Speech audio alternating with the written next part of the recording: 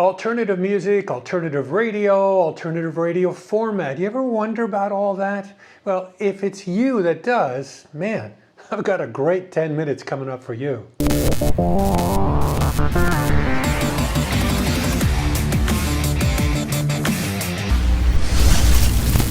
Hey Buckaroos, welcome back to Music.com Academy. Again, just like the other lessons that we've been doing, we're going to pick a format and start going through it by the numbers and talk about it and show you what's going on, whether you know so you can compare your station against it, or you don't know and you want to actually find out, like, what do these type of formats do? This is the format that we're doing this week, okay? And we're going to go through pretty much everything that I can tell you about this, and it's pure numbers. It is what it is. This is the alternative format, the ones in the top 12 markets, the ones with the decent ratings. I mean, there's more stations than this in the top 12 markets, but the problem was, if something's number 15, what's the point of looking at it? You want to look at something that's at least top 10 or somewhere close to that.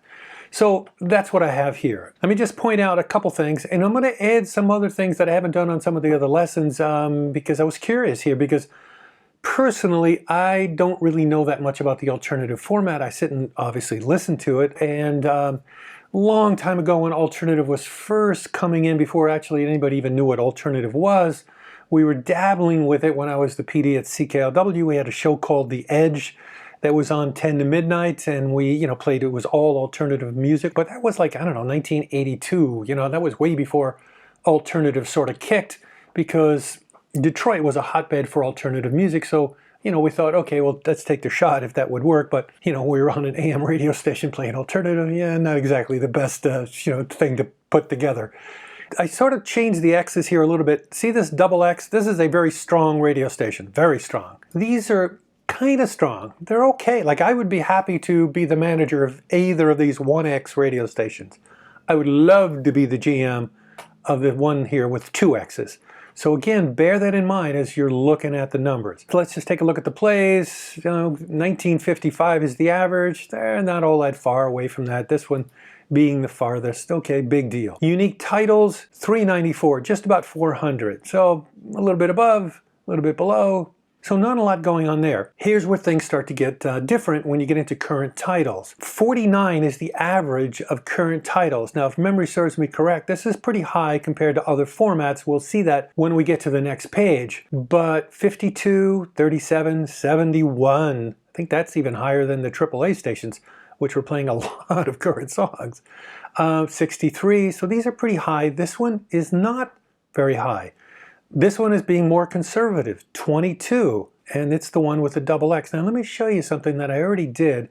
Let me just pop this baby over here. Watch this. These are the amount of spins per week. Again, this is a 7-day week, 6 a.m. to midnight. Now, if you assume that these 52 titles, which I'm sure they're not, because they probably have different tiers of quality of the songs. There's maybe 5, 6, 7 songs in their A category, some other amount in the B category, and the A category turns faster than the B's, maybe even faster than the C's if they have a C category. So I'm sure that's probably going on in these radio stations to some degree, in some way, which I have no way of knowing. But let's assume, just generally, just to get a feel for stuff, let's assume that they're all spinning equally. They have one current category and there's 52 songs in it.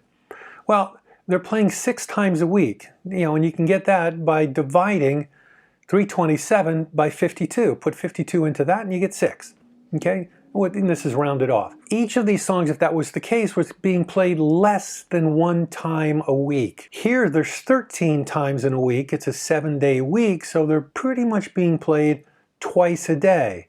Again, 6 a.m. to midnight, that's an 18-hour period, so these things, if that was the case, and there's only 22 of them in this instance, so it might be the case, they would be turning about every 9 or 10 hours. Think of that for a second. This is kind of in the, I don't know, AC realm. This is every day and a half, every day and a third they're turning around. I can't do the math in my head that fast.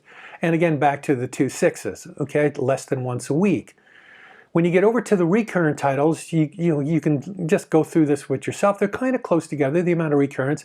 This one has more recurrence, again, being a little bit more conservative. If you're playing less current titles and you're playing more recurrent titles, overall, you would be kind of being more conservative than someone who is playing less recurrents, because recurrents are safer. They've already been hits. You know that. And current titles, you know, if you're playing a whole bunch of current titles, you're gambling a little bit more. This station is definitely a little bit safer, even though they're playing more unique titles. Now again, let's do that same thing here. Let me pop this baby out. 7 recurrents. They have 100 plays, so these are playing 15 times in a week, 7 days in a week, so 2 times 7 is 14, so these are playing roughly twice a day. This is pretty much twice a day. These are coming around 3 times a day. Is that right? Do I have the math right? Yeah, it is. Yeah, this is 3 times a day. So these are coming around in 18 hours, 3 6 is 18. These are coming about every 6 or 7 hours, these recurrents are coming around. Huh, but yet they have, you know, way more current titles. They're gambling on currents. But, you know, and they're playing a pretty decent amount, but they're really banging, spinning the recurrents around. So, you know, that might be diluting the risk factor a bit. Let's go over to gold titles. As you can see here, 458, this strong station has the most amount of gold by a nice margin against the other radio stations. 300, kind of 400, 250, less than 300. Kind of around 400, average being 355 because of this thing being drawn up. Let me pull this out and see where that goes. 330, interesting. Well, let me pull the other one out and see where it goes. 355, let's put it back, 355.